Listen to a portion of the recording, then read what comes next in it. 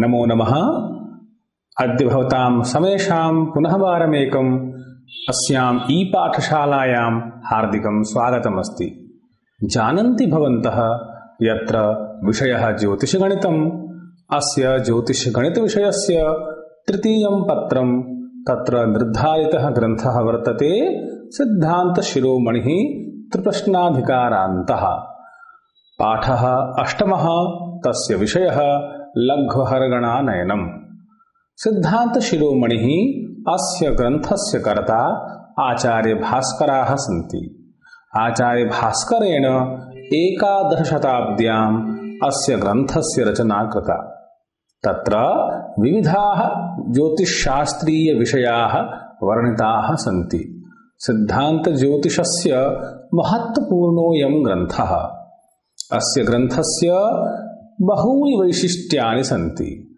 तत्र एकं वैशिष्ट्यम् अस्ति लघ्वहरगणानयनम्। अतः अस्य पाठस्य कानि उद्देश्यानि, किं किं तावत् प्रयोजनम् इति आदौ विचार्यते, तर्हि अस्य पाठस्य अध्ययनेन सर्वे छात्राः, जिज्ञासवः, पाठकबान्धवाश्च कालगणनायां दक्षाः भविष्यन्ति। जानन्ति भवन्तः यत् ज्योतिषशास्त्रं कालविधायकं शास्त्रम्। अदुच्यते कालविधायकं शास्त्रं ज्योतिषम्। यतो हि वेदाः यज्ञार्थमभिप्रवृत्ताः, कालानुपूर्वा विहिताश्च यज्ञाः, तस्मादिदं कालविधानशास्त्रं यो ज्योतिषं वेत्ति नरः स सम्यक्। एवं प्रकारेण यो ज्योतिषं वेत्ति स वेदानित्यपि अस्माभिः कुत्रचित् पाठः प्राप्यते। वस्तुतः कालगणना अस्माभिः ग्रहगणिताधारेण एव विधीयते। अतः तद्दृष्ट्या लघ्वहरगणम् इति विषयः महत्त्वपूर्णः वर्तते। तदनन्तरम् अहर्गणस्य प्रयोजनं किं? तत् प्रयोजनम् अस्ति मध्यमग्रहसाधनम्। मध्यमग्रहस्य प्रयोजनं किं? स्पष्टग्रहसाधनम्। जानन्ति भवन्तः ज्योतिषशास्त्रस्य मूलप्रयोजनमस्ति कालज्ञानं, तच्च शुभाशुभकालज्ञानं स्पष्टग्रहाधीनं। स च स्पष्टग्रहः मध्यमग्रहाधीनः, स च मध्यमग्रहः अहर्गणाधीनः। अतः एते विषयाः परस्परं सम्बद्धाः सन्ति। मध्यमग्रहानयने तथा च मध्यमग्रहात् स्फुटग्रहसाधनेऽपि छात्राः प्रवीणाः भविष्यन्ति। सामान्यप्रक्रियया तथा च तस्मात् लघुप्रक्रियया अपि अहर्गणानयने छात्रः चतुरः भविष्यति। किञ्च नवीनसूत्राणाम् अन्वेषणेऽपि छात्राणां जिज्ञासा भविष्यति। यतो हि लघ्वहरगणमाध्यमेन नवीनाः विषयाः अपि बहवः सन्ति। अतः आदौ अहर्गणसाधनं, तदनन्तरम् अहर्गणात् मध्यमग्रहसाधनं, तदनन्तरं मध्यमग्रहात् स्फुटग्रहसाधने अस्य अध्यायस्य महत्त्वपूर्णं स्थानं वर्तते। तत्र परिचयः यदि पश्यामः तर्हि जानन्ति सर्वे छात्राः ज्योतिषशास्त्रीयग्रहगणनायाम् अहर्गणस्य विशिष्टतया चर्चा विद्यते। यतो हि अहर्गणं विना ग्रहानयनस्य परिकल्पनापि नैव भवितुमर्हति। ग्रहसाधनस्य प्रथमः प्रकल्पः अहर्गणः वर्तते। एतेन विना अस्य शास्त्रस्य स्वल्पमपि कार्यं न प्रचलति। वस्तुतः शास्त्रस्यास्य प्रमुखप्रयोजनमिदं वर्तते यत् ग्रहतारकादीनां स्फुटीकरणं कथं स्यात्। परञ्च स्फुटग्रहाणाम् आनयनात् पूर्वं मध्यमग्रहाणाम् आनयनम् अत्यावश्यकम्। ते च मध्यमग्रहाः अहर्गणाधीनाः।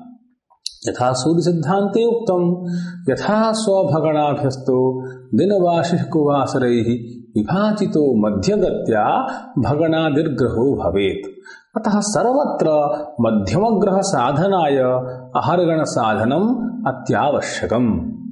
ननु ते अहर्गणेन साधिताः ग्रहाः अनुपातेन समायान्ति। अतः तेषां मानं किञ्चित् आनुपातिकं समायाति। तद्यथा उक्तं वर्तते सिद्धांत शिरोमणौ गणिताध्याये आचार्य भास्करेण आदौ एव द्विचरचक्रहतो दिनसञ्चयः क्वः हृतो भगणादिफलङ्ग्रहः दशशिरः पुरी मध्यम भास्करे क्षितिज सन्निधिगे सति मध्यमः। अर्थात द्विचरचक्रहतः, अत्र द्विचरपदस्य अर्थः वर्तते अहर्गणः। स अहर्गणः दिनसञ्चयेन हतः, अर्थात अहर्गणः द्विचरचक्रहतः ग्रहाणां भगणैः दिनसञ्चयः हतः, अर्थात अहर्गणः हतः। क्वः हृतो, कु इत्युक्ते सावनदिनानि, हृतः इत्युक्ते भागः दातव्यः। तर्हि क्षितिजासन्नकालिकाः मध्यमग्रहाः भवन्ति। तत्र अस्मिन् श्लोके अनुपातः त्रैराशिकः वर्तते। यदि कल्पकुदिनैः कल्पीयग्रहभगणाः तदा अहर्गणेन किमित्यादिना मध्यमग्रहस्य साधनं विधीयते। यद्यपि यन्त्रानुरोधेन वेदवशादपि स्फुटग्रहज्ञानं भवितुमर्हति, परन्तु सर्वदा सर्वेषां कृते अयं विधिः नास्ति। सरलतया च वेदकार्यस्य सम्पादनार्थं सर्वदा स्थितिः समीचीना न भवति। अतः कदा मध्यमग्रहस्य ज्ञानं कर्तव्यं, कदा वा कया रीत्या न कर्तव्यम् इति ज्ञानं न सुकरम्। अतः सर्वेषां कृते विधिरयं नास्ति सरलः। तथा च वेदकार्यस्य सम्पादनार्थं सर्वदा अनुकूलवातावरणमपि अपेक्षितं भवति। अतो अहर्गणानुरोधेनैव प्राक्तनैः पुराचार्यैः ज्योतिर्विद्भिः निरन्तरवेदद्वारा निर्धारणपूर्वकं ग्रन्थेषु पठितभगणानुरोधेनैव ग्रहाणयनं प्रतिपादितम्।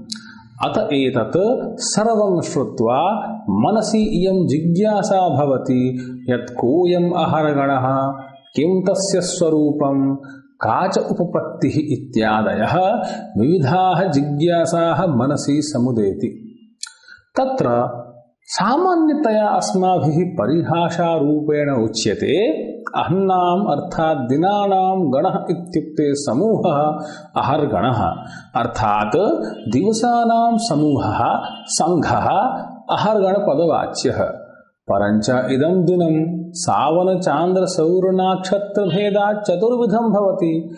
अतः इदं दिनं सावनात्मकं भवेत्, चांद्रात्मकं भवेत्, नक्षत्रात्मकं वा भवेत् इति जिज्ञासा भवति। अर्थात् चतुर्विध कालमानेषु इदम् अहर्गणं नक्षत्रजातीयं, सावनजातीयं, चांद्रजातीयं, सौरजातीयं वा इति मनसि जिज्ञासा। परन्तु विचारयन्तु भवन्तः, एतेषु चतुर्विधमानेषु सावनदिनस्यैव प्रत्यक्षदर्शनं भवति। यतो हि एकस्मात् सूर्योदयात् अपरसूर्योदयं यावत् सावनदिनं भवति। इतराणां त्रयाणां कालमानानां नक्षत्रचान्द्रसौराणां कदा आदिः कदा च पूर्तिः जायते इति ज्ञानम् अस्माभिः कर्तुं न शक्यते। अतः चतुर्विधमानेषु सावनदिनस्य प्रत्यक्षदर्शनात् अहर्गणरूपेण सावनदिनानां समूह एव पूर्वाचार्यैः अहर्गणपदेन स्वीक्रियते। अत्रापि अहर्गणानयनं सिद्धान्त संहिता तन्त्रानुरोधेन प्रकारत्रयेण कर्तुम् अस्माभिः शक्यते। तत्र सिद्धान्तग्रन्थे या रीतिः सा सूर्यसिद्धान्ते वर्तते, यत्र मध्यमाधिकारे भगवता सूर्येण मयं प्रति सा रीतिः प्रतिपादिता। यथा च सा रीतिः अत ऊर्ध्वममी युक्ता गतकालाब्दसंख्यया मासीकृता युता मासैर्मधुशुक्लादिभिर्गतैः पृथक्स्थास्तेऽधिमासघनाः सूर्यमास विभाजिताः लब्धाधिमासकैर्युक्ता दिनीकृत्य दिनान्विताः दिष्ठाः स्थिति क्षयाभ्यस्ताः चान्द्रवासरभाजिताः लब्धो न रात्रिरहिता लङ्कायामार्धरात्रिकः। सावनो द्विगुणः सूर्यात् दिनमासाब्दपास्ततः सप्तभिः क्षयितः शेषः सूर्याद्यो वासरेश्वरः। अयं श्लोकः सूर्यसिद्धान्ते मध्यमाधिकारे वर्तते।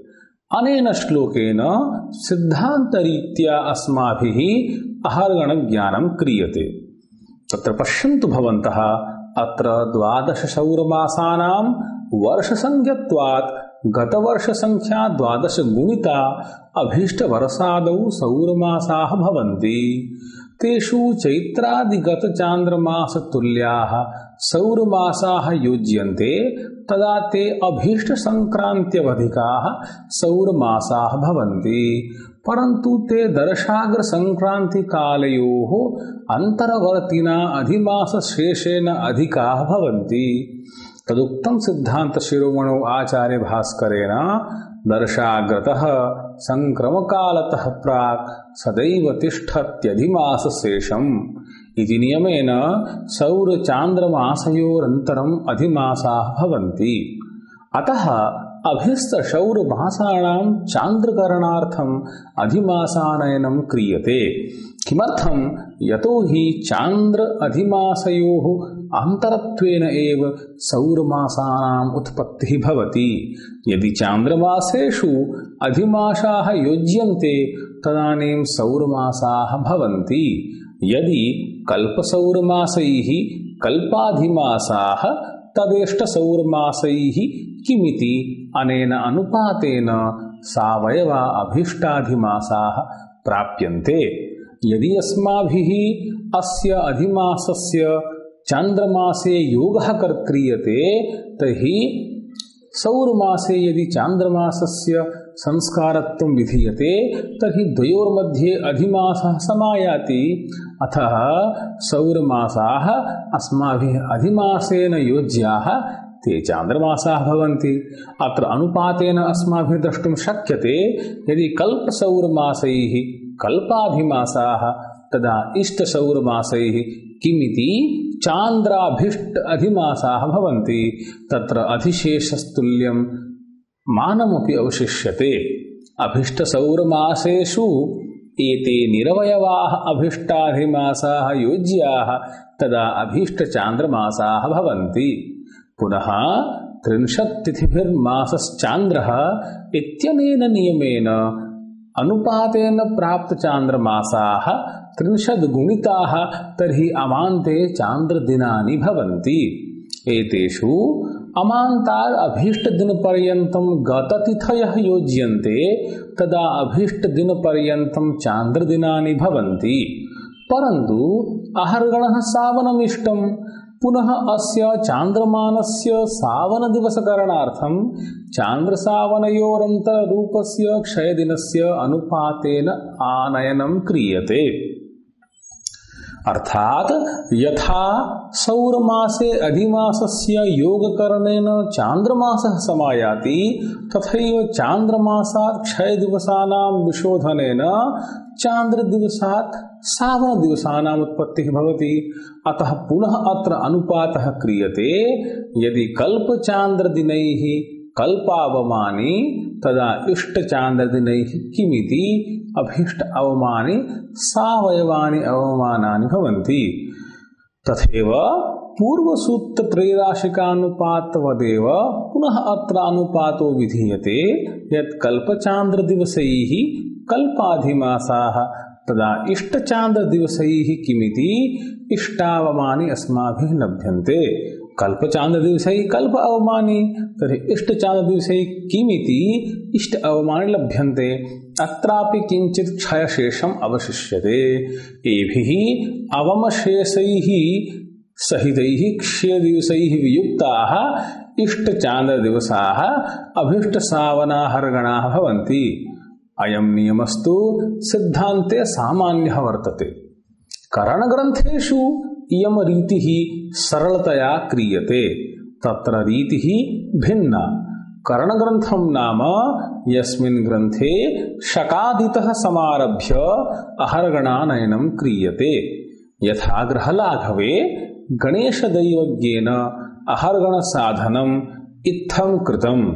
यथा च सूत्रम तेन प्रतिपादितं ग्रहलाघवस्य मध्यमाधिकारे द्वैब्धिन्द्रोणित शक ईश हृत फलम स्यात् चक्राख्यम रविहत शेषकम तु युक्तम चैत्राद्यैः पृथगमुतः सदृघ्न चक्रादिगयुक्तादमर फलाधिमास युक्तम ख त्रिघ्नं गततिथियुं निरग्र चक्रांगान्षाढ्यं पृथक मुतोब्धिषट्कलब्धैः ऊणाहैर्वियुतमहर्गणो भवेद्वै वार्हस्याच्छरः चक्रयुग्गणोऽब्जात्। अत्र पश्यन्तु, अब्जात् इत्युक्ते चन्द्रः, चन्द्रात् अस्माभिः ग्रहलाघवे वारगणना क्रियते। करणग्रन्थे शकमधिकृत्य अहर्गणसाधनं क्रियते। यथा ग्रहलाघवकारेण 24,14 शके अहर्गणसाधनं कृतम्।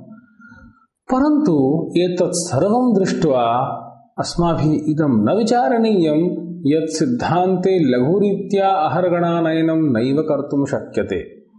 यतोहि करणपरम्परायां तु अहर्गणसाधनं सरलं। सिद्धान्तपरम्परायां यदि अस्माभिः कृतयुगात् समारभ्य अद्यावधिपर्यन्तं चन्द्र सावन आदीनां संस्काराणां विधानेन सावन अहर्गणनम् अभिष्टं तदानीं महती समस्या भविष्यति। अतः सिद्धान्तेऽपि लघ्वहर्गणानयनं क्रियते। आचार्य भास्करेण सिद्धान्तशिरोमणौ प्रत्यब्धशुद्ध्यधिकारे एतस्य लघ्वहर्गणस्य चर्चा कृता, यत्तु तस्यैव विषयस्य विवेचनम् अद्य क्रियते, अस्माभिः विचार्यते। अस्मिन् पाठे विविधाः विषयाः सन्ति। तत्र सावनदिवसाः अनेके विषयाः सन्ति। तेषु विषयेषु एव लघ्वहर्गणविषये यदि विचारयामः तर्हि सावनदिनम् एका परिभाषा अस्ति। जानीमो वयं यत् सूर्यसिद्धान्तग्रन्थेषु नवविधकालमानानां चर्चा समायाति। तेषु नवविधकालमानेषु चतुर्विधकालमानानां व्यवहारे उपयोगः भवति। तेषु चतुर्विधव्यवहारकालेषु विशिष्टतमम् इदं सावनं मानम्। यतोहि सूर्यसिद्धान्ते उक्तमस्ति उदयादुदयं भानोः भूमिसावनवासरः, अर्थात् एक सूर्योदयात् अपर सूर्योदयं यावत् एकं सावनदिनं भवति। आचार्य भास्करेणापि उक्तं शिरोमणौ किमुक्तम्? इनोदयद्वयान्तरं तदर्कसावनं दिनं तदेव मेदिनी दिनं भवासरस्तु भवः। अपरः वर्षेशः। वर्षस्य ईशः स्वामी वर्षेशः, स वर्षस्य प्रथमदिवसाधिपतिः। अर्थात् वर्षारंभे काले यो हि वारपतिः स वर्षेशः, मासारंभे यो हि वारपतिः स मासेशः। ननु मध्यमग्रहः कः? त्रैराशिकानुपातेन कल्पकुदिनैः कल्पीयग्रहभगणाः तदा अहर्गणेन किमिति अनुपातेन समागतो ग्रहो आनुपातिकः मध्यमग्रहः भवति। तत्र प्रक्रिया पश्यामः, कीदृशी प्रक्रिया अस्ति अहर्गणानयनस्य। आदौ पश्यामः अहर्गणानयनम् अस्ति, ततः त्रिधा विभक्तिः जायते। प्रथमपक्षः सृष्ट्यारम्भकालात्, द्वितीयपक्षः कल्पारम्भकालात्, तृतीयपक्षः अभीष्टशकात्। तदनन्तरं सृष्ट्यारम्भकालस्यापि द्विविधा प्रक्रिया, एका सामान्य प्रक्रिया, अपरा लघु प्रक्रिया। कल्पारम्भेऽपि द्विविधा प्रक्रिया, सामान्य प्रक्रिया, लघु प्रक्रिया। सामान्य प्रक्रियायां किं भवति? अहर्गणानयनं सामान्यतया भवति। लघु प्रक्रियायां किं भवति? अहर्गणानयने लघ्वहर्गणानयनं भवति।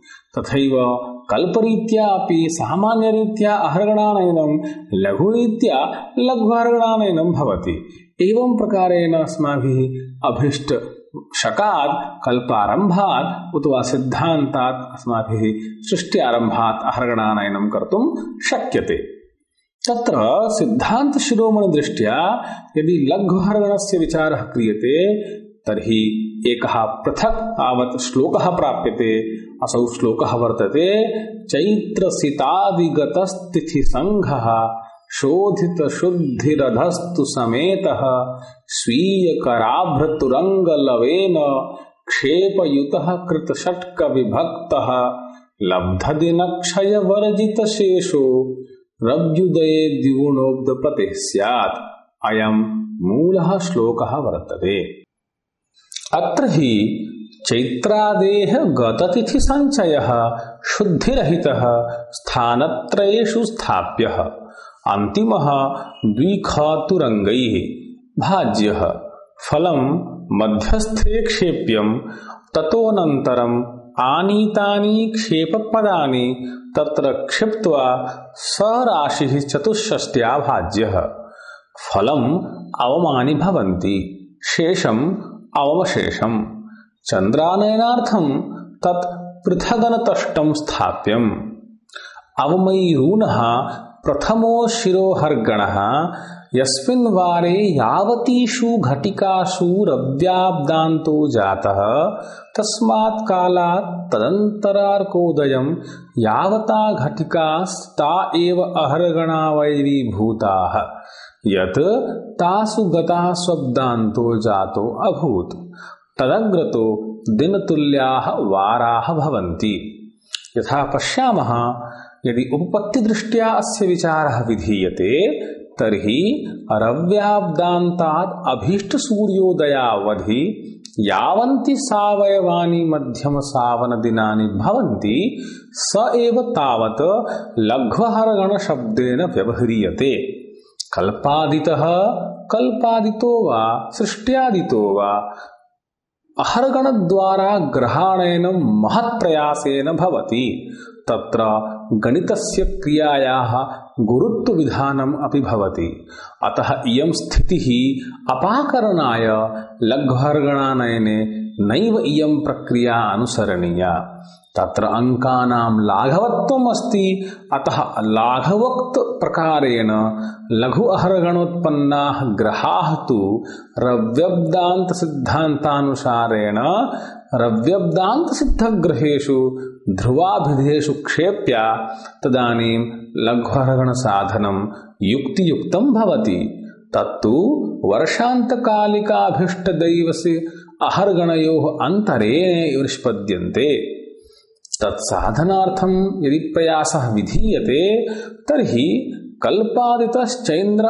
चैत्र अमांत पर्यन्तं ये चांद्रदिवसाः ते वर्षान्ताधिशेषतिथिभिः पूर्णाभिः सहिताः तदा कल्पादितो वर्षान्त व्यवहित पूर्वतिथ्यन्तावधि चान्द्राहरगणः भवति। तद्वशेन क्षयदिनानि सशेषान्यानीय पूर्वानीत चंद्र अहर्गणे केवल क्षयदिनानां विशोधनेन रवि अब्दान्त व्यवहित पूर्व सूर्योदय कालिकः सावनाहर्गणो भवति। परं च सूर्योदयद्वयान्तावधि दिनादिघटिकाभिस्ताभिः सहितः सूर्योदय कालिकः सावनाहर्गणः वर्षान्ते सावयवो दिनगणः स्यात् इति स्थितिः भवति। अतः कल्पादितश्चैत्र अमांत पर्यन्त चान्द्राहरगणः वर्षांत कालिकाधिशेषस्य केवल तिथ्यात्मक दिनावयवः अवमशेषः। अतो वर्षांत व्यवहित पूर्वतिथ्यन्ते चान्द्राहरगणः यदि अवमशेषेण योज्यते तदानीं नक्षत्र क्षयदिनानि अस्माभिः तिथ्यन्त सूर्योदयान्तरे क्षयघटिकाः ज्ञायन्ते सूर्योदयद्वयान्तरवधि सावनदिन घटिकाः ज्ञायन्ते। एवं प्रकारेण वर्षांत व्यवहिते सूर्योदये सावनाहर्गणः दिनघटियोगेन सावनाहर्गणः एवञ्च अवमशेषमानमपि अस्माभिः प्राप्यते। ननु अग्रे यदि गच्छामः तर्हि अवमशेषस्य गतचान्द्रदिवसस्य दिनघटेः क्षयदिवसस्य योगेन च परस्परम् अस्माभिः विविधानां मानानां ज्ञानं कर्तुं शक्यते। अत्र लघु अहर्गण प्रक्रियायां तादृशी विस्तृति चर्चा नास्ति। अथ यदि वर्षान्ते सावनाहरणः साध्यते तदानीं गतचान्द्रदिवसेभ्यः अवमशेषयोगकरणेन क्षयदिवसदिनघटीनां योगकरणेन अस्माभिः तस्य लघुसमीकरणद्वारा अहर्गणसाधनं कर्तुं शक्यते। यदि च अहर्गणसाधने महती क्लेशता अनुभूयते तर्हि लघ्वी प्रक्रियापि इयम् अस्माभिः कर्तुं शक्यते। अतो अत्र दिनादिक्षयः इत्यादिना अनधीत अधिमासशेषं चान्द्रात्मकं चैत्र अमान्त वर्षान्तयोर्वर्ति स्यात्। अत्र क्षयशेषघटिकायाः विशोधनेन वा शेषस्याः अस्माभिः शुद्धिसंज्ञा विधत्ता। अत एव उक्तं भवेत् शुद्धिसंज्ञं यदत्रावशिष्टं तदूनं सदूनाः नाड्यादिकेन। एतत् शुद्धिकल्पनायाः किं प्रयोजनमिति अत्र विचार्यते चेत् अत्र विचारः विधीयते। इष्टदैवसिक अहर्गणानयने चैत्र अमाततो अभीष्टतिथ्यन्तावधि यावत्यस्तिथयः ताः चैत्र अमातो अभीष्टतिथ्यन्तावधि यावत्यः तिथयाः ताः चैत्रशताधिकता तिथयो भवन्ति। तत्र कल्पादितः चैत्रमासपर्यन्तं प्रागानीत चान्द्रतिथिमानं संयोज्य कल्पादितो अभीष्टदिवसीयतिथ्यन्ते चान्द्राहरगणः। अत्रत्य केवल क्षयदिनानाम् अहर्गणोक्तादिसिद्धानां विशोधनेनैव अभीष्टदैवसिकाहर्गणः सिद्ध्यति। अतः अहर्गणः अस्माभिः द्वयोः अहर्गणयोः अन्तरं यदि विधीयते तर्हि लघ्वहर्गणस्य स्वरूपं कीदृशं भवति इति प्रथमे समीकरणे भवद्भिः ज्ञातुं शक्यते। अत्र स्वरूपावलोकनेन स्पष्टमेव प्रतीयते यत् चैत्रादिगततिथिषु शुद्धिर्ह्रियते तत्र अब्दान्तक्षयघटिको न शुद्धेर्हि शुद्धित्वेनागमशात् तिथ्यन्तावधि क्षयघटिका मिलितचान्द्राहर्गण एव अवशिष्यते। अत्र शेषसंख्यासमये सावनमाने समीकरणान्तर्गतस्य सावनात्मकस्य क्षयदिनान्तरस्य विशोधनेन वर्षान्ताद् इष्टदैवसिकी अहर्गणो लघ्वहर्गणपदवाच्यः सम्पद्यते। अतो अत्र क्षयदिनानन्तरानयनाय कल्पचान्द्रदिने यदि कल्प अवमानि लभ्यन्ते तदा वर्षान्ताद् इष्टतिथ्यन्तावधिश्चान्द्राः हि किमित्यनुपातेन तत्सम्बन्धीयम् अवमानम् अस्माभिः ज्ञायते। यथा अत्र अनुपातः कल्पचान्द्रदिवसैः कल्प अवमानि तदा इष्टचान्द्रदिवसैः किमिति इदम् अब्दान्तक्षयघटिकाभिरन्तरितं भवेत् वर्षान्ते एव क्षयदिनस्य पूर्वेतरभावात्। तेन अत्र दिनकृताभिः क्षयघटिकाभिः यदवमानं वास्तवम् अवदिनपूर्तिस्थलादेव निरन्तरितं समीकरणजातं सावनात्मकं क्षयदिनमानं भवति। अत्र क्षयदिनान्तरं यदि गणितीयप्रक्रिया विचार्यते तर्हि अस्माभिः स्वल्पान्तरात् अग्रिम अवयवत्यागात् इयं प्रक्रिया स्पष्टतया अवलोकयितुं शक्यते। अतः अस्य चर्चा विस्तारात् न क्रियते। स्वल्पान्तरात् अग्रिम अवयवत्यागात् अस्माभिः क्षेपः प्राप्यते। अत एव उक्तं तस्य क्षेपस्य विन्यासाय आचार्य भास्करेण स्वीय नखांशयुताः क्षयनाड्याः क्षेपादीनिति। क्षयदिनान्तरं निज्ञायते तत्रापि अस्माभिः स्वरूपालोकनेन किञ्चित् वैशिष्ट्यं प्राप्यते यत् इष्टचान्द्रदिवसे क्षयघटिभिः भागेन यत् शेषं प्राप्यते तत् शेषम् अस्माभिः क्षयदिनान्तरं भवति। अत्र उत्थापनेन यदि लघ्वहर्गणः समायाति तर्हि एकं सूत्रमुपपद्यते शेषः द्व्युत्तरसप्तशतेन भाजितः चतुष्षष्टिभिर्भक्तः लघ्वहर्गणः भवति। अत्र आचार्यः क्षयदिनान्तरानयने क्षेपदिनशेषेण निरन्तीकृतः अस्मिन् दिनकृत्याकृतायाः क्षयघटिकायाः समासभावात् पुनः साधुतया विचार्यते यत् लघ्वहर्गणागमे वर्षान्ते या अधिमासशेषतिथिः शैवशुद्धिः तत्र कथं भास्करेण भिन्ना शुद्धिः प्रकल्पिता। अस्य विवेचनात् इदमेव वक्तुं शक्यते यद् वर्षान्ततः तद्व्यवहितपूर्वसूर्योदयाद् इष्टदिनोदयावधि यावन्ति निरवयवानि सावनदिनानि भवन्ति तत्र वर्षांत सूर्योदयांतर खंडेन आद्य दिनाद्य घटिकामितेन विशोधिते सति प्रागानीत लघ्वहरगणस्य संसिद्ध्या नूतन शुद्ध अवयवभूतायाः दिनादिघटिकायाः विशोधनेन वर्षान्ततः तदग्रिम उदयावधि लघ्वहरगणाधो अवयवघटिकायाः स्वतः ज्ञानं भवति। मनसि संप्रधार्य तादृशी शुद्धिः प्रकल्पिता भास्करेण। अतः अस्य अध्यायस्य यदि सारांशः विचार्यते तर्हि मूलतया ज्ञायते यत् अहरगणज्ञानं प्रकारत्रयेण भवितुमर्हति, सृष्ट्यानुरोधेन, कल्पानुरोधेन, शकानुरोधेन च। लघुतया अहर्गणानयनस्य प्रक्रिया आचार्य भास्करस्य प्रक्रिया लघ्वाहरण साधनेन समयस्य गणितस्य लाघवं भवति। लघ्वाहरण साधने चंद्र अहर्गण साधन प्रक्रिया एव कर्तव्या। भास्करस्य लघ्वाहर्गणं किंचित विशिष्टत्वं भजते। किं वैशिष्ट्यम् इति भवद्भिः सर्वैः पाठस्य अस्य अध्ययनकरणेन सरलतया ज्ञातुं शक्यते। अतः विस्तारभयात् इत्येव उक्त्वा विरम्यते। धन्यवादाः। जयतु भारतं, जयतु संस्कृतम्।